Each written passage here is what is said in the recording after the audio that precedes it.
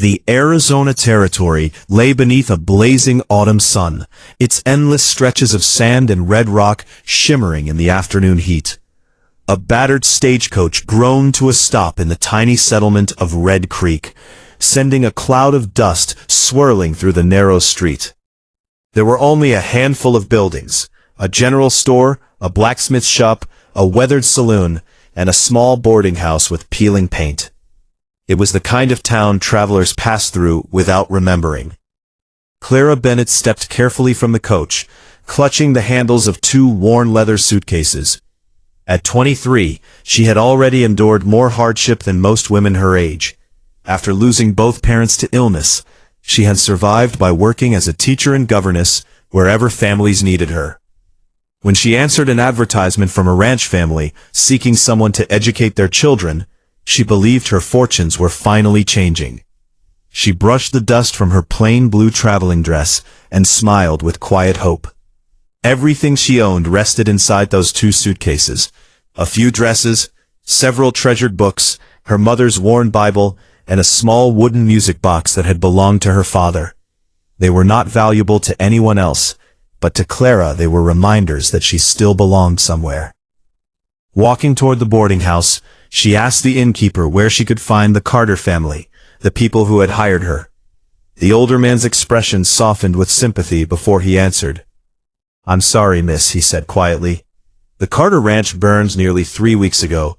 They packed what little they had and headed east to live with relatives." Clara felt the words strike like a heavy stone. There must be some mistake. "I have their letter." The innkeeper shook his head. "No mistake. They're long gone." For a long moment she simply stood there, unable to speak. The long journey, the precious money she had spent, and the hope she had carried across hundreds of miles suddenly meant nothing. She had arrived too late. Gathering her courage, Clara asked if she could rent a room until she found work. The innkeeper looked uncomfortable. "I wish I could help, but every room has to be paid for in advance." She counted the coins hidden inside her purse. There were barely enough to buy food for 2 days. Renting a room would leave her with nothing. "Thank you," she whispered, forcing a smile before turning away. Throughout the afternoon, she visited every business in town, asking for employment. The general store already had a clerk. The schoolhouse had closed until winter. A ranch owner said he needed ranch hands, not teachers. By sunset, every door had closed politely in her face. As darkness settled over Red Creek, lanterns flickered to life along the street, while townspeople disappeared indoors. Clara sat beside her luggage, near the empty stagecoach platform, trying to decide what to do. She refused to cry where strangers could see her. Instead, she wrapped her shawl tightly around her shoulders against the cooling desert air. A group of drunken cowboys wandered out of the saloon, laughing loudly. One noticed the young woman sitting alone. "Looks like somebody missed her ride," he joked. Another laughed. "Maybe she's waiting for a prince." Clara lowered her eyes and ignored them. Eventually they grew bored and stumbled away, leaving the street quiet once more. Farther down the road, a sturdy freight wagon rolled into town, carrying sacks of flour, tools, and supplies. Guiding the horses was Dakota, an Apache teamster, known among nearby settlements for transporting goods safely through dangerous country. He had spent years earning the trust of merchants who valued his honesty and calm judgment. As he steered the wagon toward the trading post, his eyes fell upon the lonely figure curled beside 2 suitcases. She had fallen asleep sitting against her luggage, exhausted beyond measure. Even in sleep, she held one suitcase handled tightly, as though afraid someone might take the last thing she possessed. Dakota slowed the horses. The trading post owner glanced toward the sleeping woman and shrugged. "Poor girl, arrived this morning. No family, no money. She'll probably leave on tomorrow's coach if she's lucky." Dakota looked back at Clara. The night air was growing colder, and coyotes could already be heard calling from the hills beyond town. Leaving anyone alone outside after dark was dangerous. Without speaking, he climbed down from the wagon. moving carefully so he would not frighten her. He gently lifted the sleeping woman into his arms. Clara stirred slightly, but did not wake, exhausted from worry and the long journey. Dakota carried her into the covered wagon, laid a folded blanket beneath her head, and placed both suitcases beside her exactly as he had found them. Then he climbed back onto the driver's seat. As the first light of dawn filtered through the canvas cover, Clara slowly opened her eyes. She froze. The rough wooden wagon, the neatly stacked supplies, and the unfamiliar Apache man sitting quietly at the reins were nothing like the cold station where she had fallen asleep. Fear, confusion, and disbelief rushed through her all at once as she whispered, "Where am I?" Clara's voice was soft but sharp with alarm as the wagon swayed gently over uneven desert ground. For a moment, she didn't move at all. Only her eyes darted around the covered space, taking in the stacked crates, rolled blankets, and the faint scent of leather and dust. The memory of falling asleep beside her luggage at the abandoned stage stop crashed back into her mind, and with it came a surge of confusion and fear. Dakota did not turn immediately. He kept his attention on the horses, guiding them steadily along the narrow trail cutting through the rocky foothills. His voice, when it came, was calm and even. "You are safe," he said simply. "I brought you into the wagon so the night would not harm you." Clara sat up quickly, instinctively clutching one of her suitcases that had been placed beside her. "You carried me?" she asked, disbelief mixing with embarrassment. "Why would you do that? You don't even know me." Dakota finally glanced back at her. His expression was steady, unreadable in the morning light. "You were alone. The desert is not kind to people who sleep on the ground at night." That answer did not fully calm her, but it did soften the edge of her panic. Clara noticed something else. Nothing had been taken. Her belongings were exactly as she remembered, carefully placed as if handled with respect rather than intrusion. That detail unsettled her in a different way. It was not what she had expected from a stranger. "Where are you taking me?" she asked cautiously. "To my people," Dakota replied. "There is work there. You can stay until you decide your next path." The idea startled her. She had heard stories all her life about Apache communities. Stories told in towns like Red Creek, often filled with fear and suspicion. Her instincts told her to refuse immediately. Yet she was also painfully aware that she had nowhere else to go. No job, no lodging, no direction. "I don't know anything about your people," she admitted quietly. Dakota nodded once, as if he had expected that answer. "Then you will learn only what you see, not what others say." The wagon continued forward, leaving Red Creek behind, as the land opened into vast stretches of desert. The silence between them was long, but not uncomfortable. Clara gradually loosened her grip on her suitcase, though she still kept it close. Every now and then, she studied Dakota, trying to decide whether she had made a mistake trusting him, or whether she had no choice but to trust him. By midday, the sun burned high and unforgiving. Dakota stopped the wagon near a shaded outcropping of rock. Without ceremony, he handed Clara a small tin cup of water and a piece of dried bread. She hesitated before accepting it. Hunger eventually overcame doubt. "Thank you," she said softly. Dakota only gave a slight nod in return. As they rested, Clara noticed a group of travelers approaching on foot. A woman carrying a child whose ankle was wrapped in cloth. The child limped painfully with every step. Without being asked, Dakota stepped down from the wagon and walked toward them. Clara watched carefully, unsure what would happen. The mother spoke quickly, explaining that the child had fallen earlier in the morning, and they still had miles to travel before reaching safety. Without hesitation, Dakota examined the injury, then carefully lifted the boy into his arms and carried him back to the wagon. He offered them water and allowed them to ride with him until they reached a nearby junction. Clara observed everything in silence. There was no demand for payment, no hesitation, no suspicion, only action. Later, as the wagon rolled on, she finally spoke again. "You help strangers often?" Dakota kept his eyes forward. If they need it. That could be dangerous, she said. Everything is dangerous, he replied simply. The answer unsettled her, but not in the way she expected. Unpolished. Real.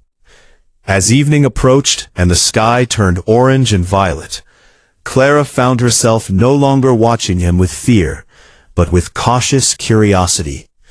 The wagon, which had first felt like a place of captivity, began to feel more like a moving shelter. Still unfamiliar, still uncertain, but no longer hostile.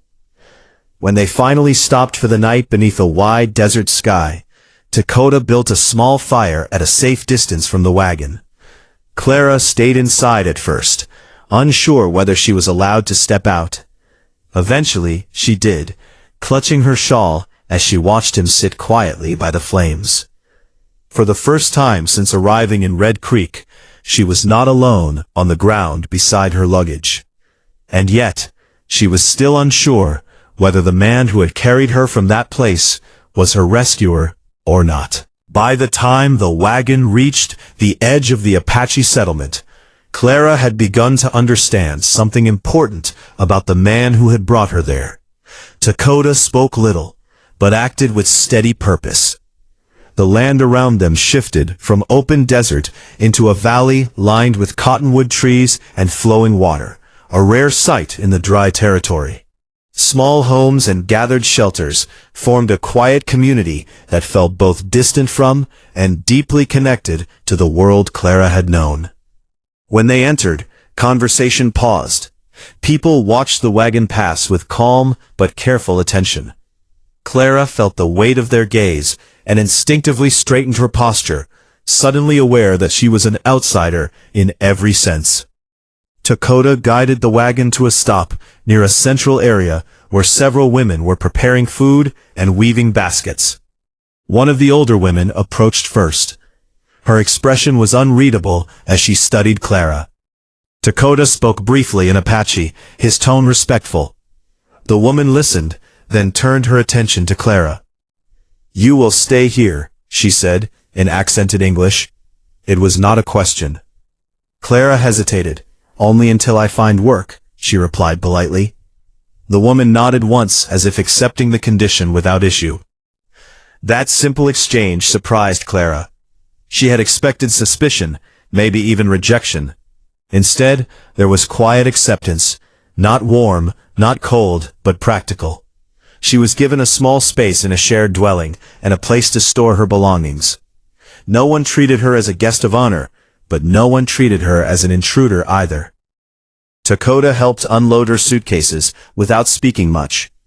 When their hands briefly touched the same box, Clara noticed how quickly he withdrew, as if distance between them was important. "You are safe here," he said at last, before turning away. Those were the only words he offered before leaving her to the community. The first days were difficult. Clara struggled with language barriers, unfamiliar customs, and the constant awareness that she was being quietly observed. Some children stared openly at her clothing and mannerisms. A few adults kept their distance. Clara, however, did not retreat into pride or fear. Instead, she began to offer help wherever she could.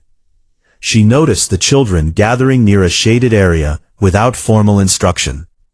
One afternoon, she brought out her books and began teaching them simple letters in English.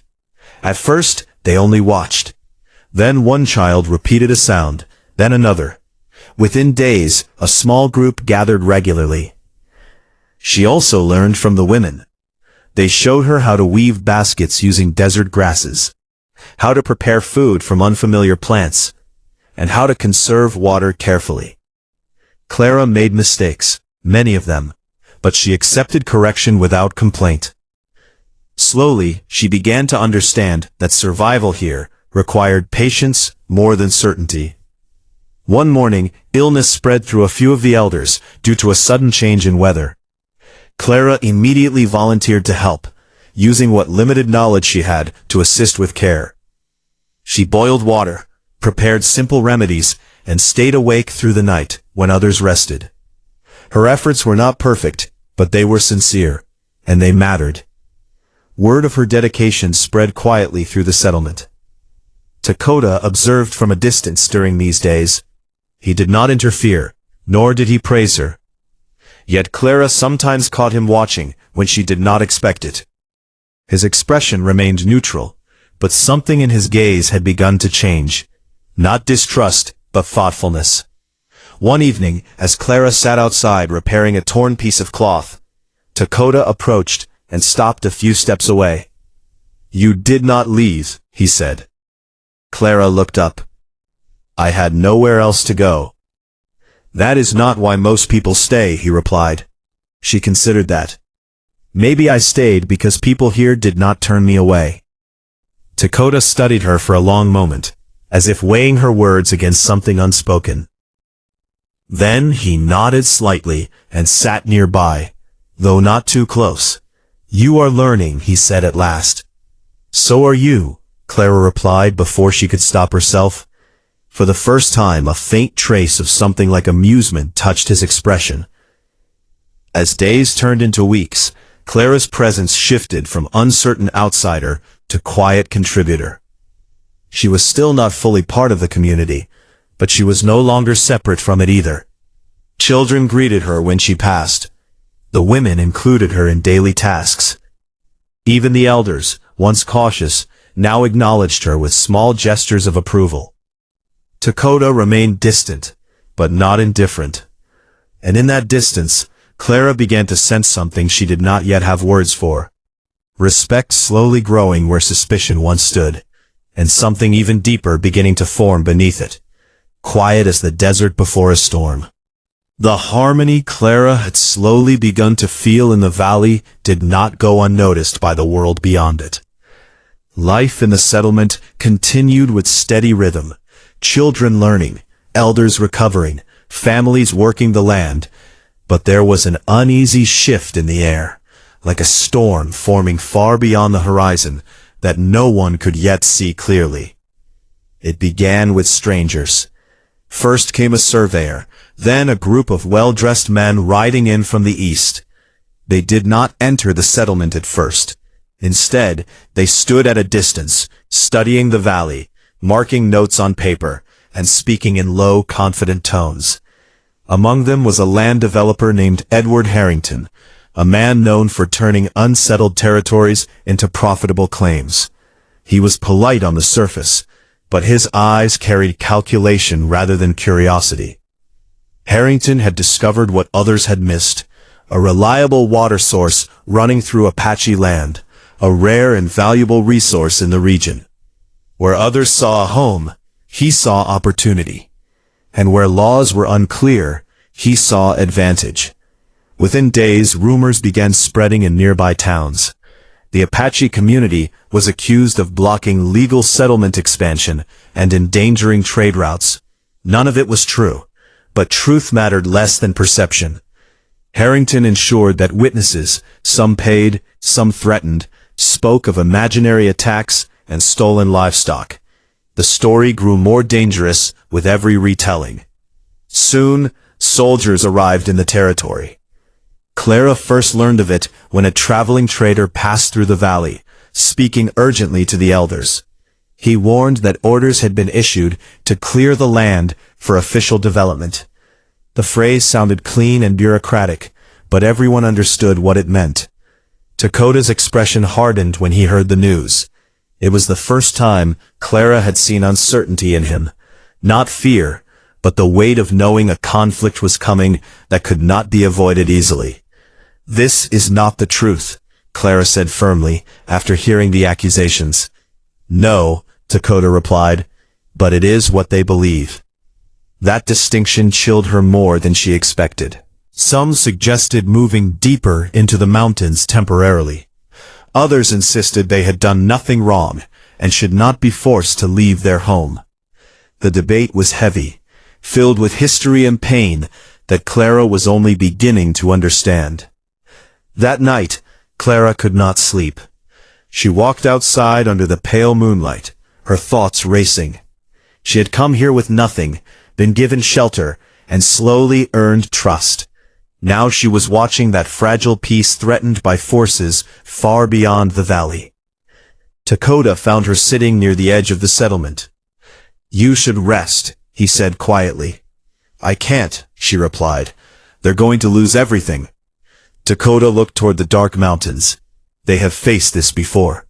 "That doesn't make it right," Clara said sharply. A long silence followed. The wind moved softly through the trees, carrying distant sounds of the night. Finally, Dakota spoke. "If we fight, many will be hurt. If we leave, the land will be taken anyway." Clara turned toward him. "Then there has to be another way." Dakota did not answer immediately. Instead, he studied her carefully, as if considering not just her words, but the courage behind them. The next morning brought confirmation of the worst fears. Soldiers had established a position nearby. Harrington accompanied them, presenting documents claiming legal ownership of the land. The papers were signed, stamped, and official. But Clara noticed inconsistencies when she examined them. Dates that did not align. Witness signatures from people who did not exist in nearby settlements. It was a carefully constructed falsehood. Clara's hands trembled slightly as she realized the truth. This was not just misunderstanding, it was deliberate fraud. "We can prove this is wrong," she said to Dakota, urgency rising in her voice. "If we show the judge the inconsistencies, if we find the real records, they will not listen easily." "Then we make them listen," Clara insisted. It was the first time she had spoken with such force since arriving in the valley. Dakota watched her for a long moment. "It will be dangerous." "I know," she said, "but staying here and doing nothing is worse." Something shifted in his expression then, something like reluctant respect, mixed with concern. He had seen her kindness before, her patience, her quiet strength. But this was different. This was resolve. That evening, Clara made a decision that surprised even herself. She would travel to the nearest town to find proof. Original land records, witness statements, anything that could expose Harrington's lies. It meant leaving the safety of the valley and walking directly into the world that had already failed her once before. Dakota did not try to stop her. Instead, he said only, "If you go, I will go with you." Clara hesitated. "You don't have to." "I know," he interrupted gently. "That is why I will." As they prepared to leave under the cover of early morning, the weight of what lay ahead settled heavily between them. The valley behind them was still, unaware of how fragile its peace had become. And for the first time since Clara had been carried into Dakota's wagon, both of them understood clearly that the road ahead would not just test their trust in each other, but everything they had begun to believe about the world beyond it. The journey into town was colder than Clara expected, not because of the weather, but because of what awaited them beyond the valley. The further they traveled from the Apache settlement, the more the world felt divided. On one side, the quiet truth Clara had come to know. On the other, a loud, restless system built on rumors, profit, and power. Dakota moved with practiced caution. He avoided main roads when possible, choosing routes through rocky terrain and dry riverbeds where visibility was low. Clara rode beside him in silence for much of the journey, holding tightly to a small satchel containing the documents she had managed to copy before leaving. Every mile felt heavier than the last, as though the land itself resisted what they were trying to do.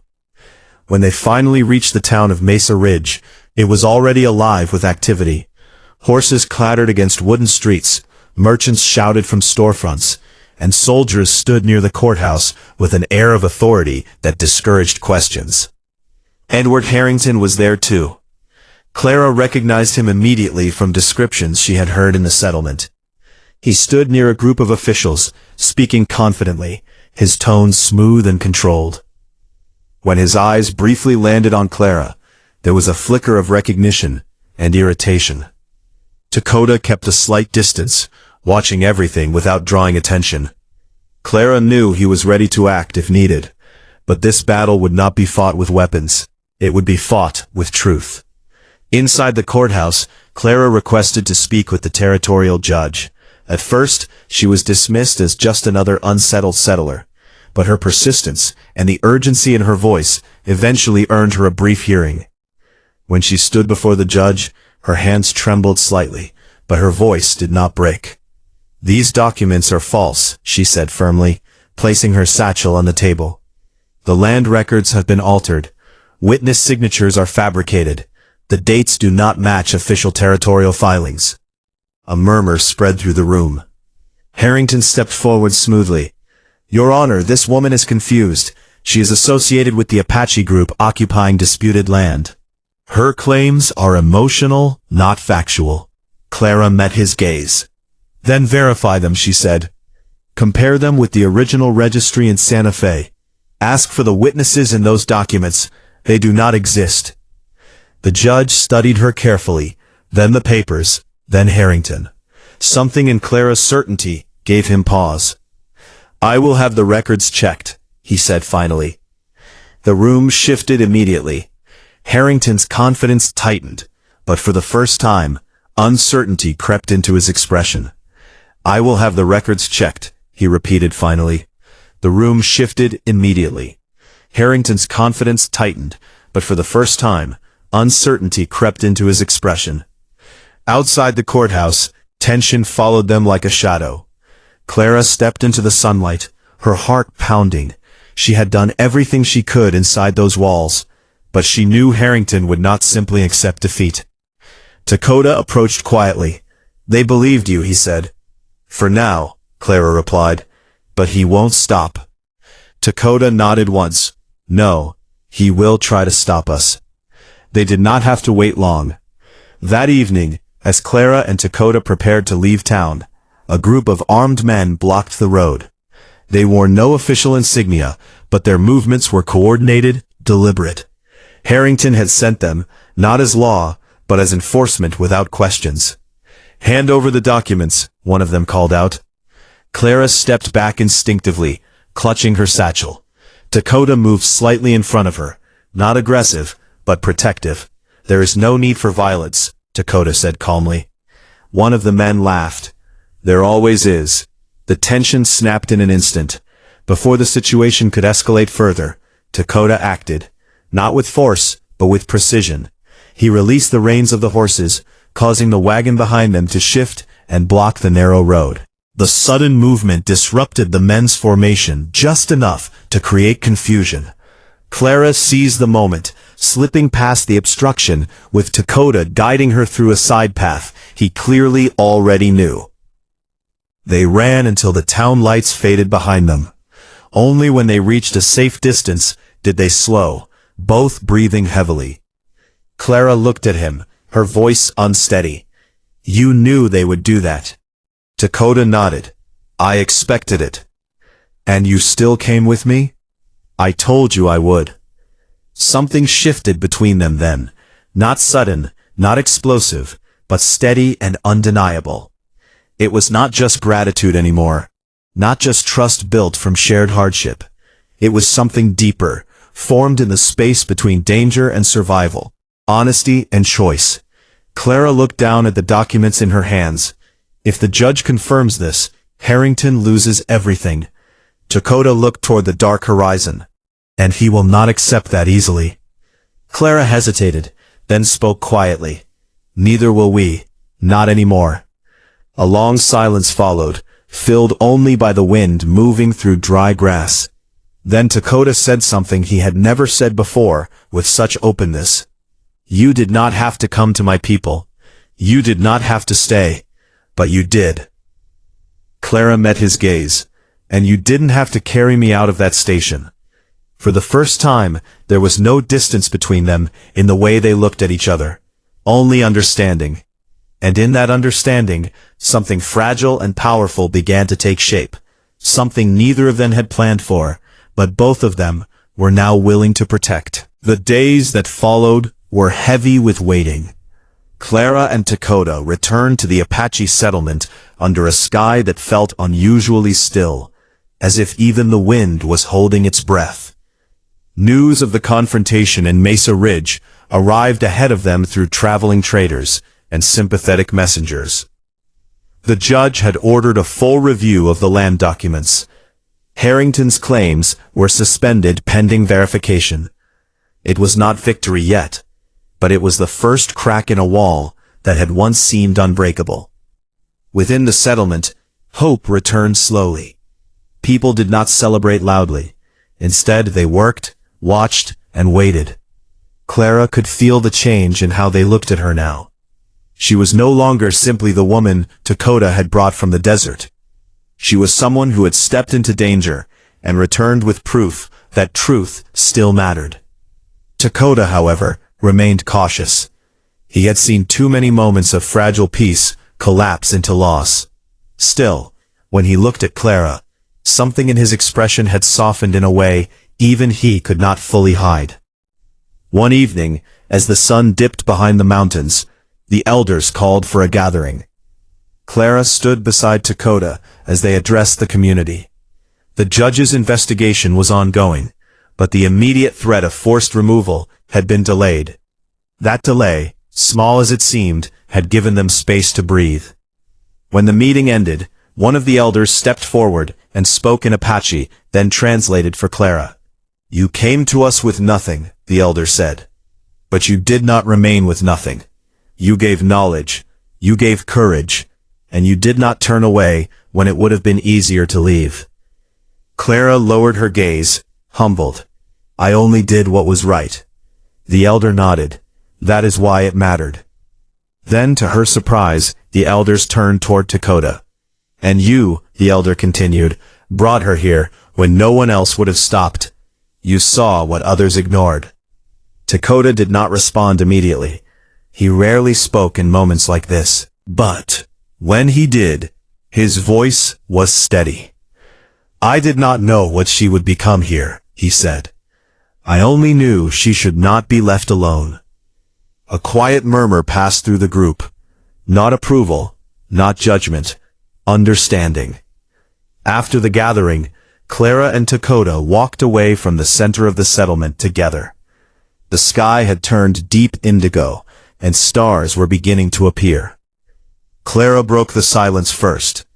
"Do you ever think about that night?" she asked softly. Dakota glanced at her. "The wagon. The moment you carried me inside it." He nodded once. "Yes. I thought I was being taken somewhere I didn't understand," she admitted. "I didn't know if I should be afraid of you." Dakota stopped walking for a moment, looking out over the quiet valley. "And now?" Clara hesitated, then answered honestly. "Now I think it was the first time someone saw me when I had nothing left to show for myself." Dakota looked at her then, not briefly, not guardedly, but fully. "You are sleeping beside your luggage," he said quietly, "but you are still holding on to it, like it mattered. That is what I saw." A long silence settled between them, but it was no longer uncertain. In the weeks that followed, the settlement began to stabilize again. The legal challenge against Harrington continued, and more evidence surfaced, supporting Clara's claims. The threat of forced removal faded into distance, though never completely forgotten. Life, however, did not return to what it was before. It became something new. Clara began teaching more formally now, organizing lessons for children and even adults who wanted to learn reading and writing. The wagon Dakota once used for transport was repaired and repurposed, not discarded, but transformed.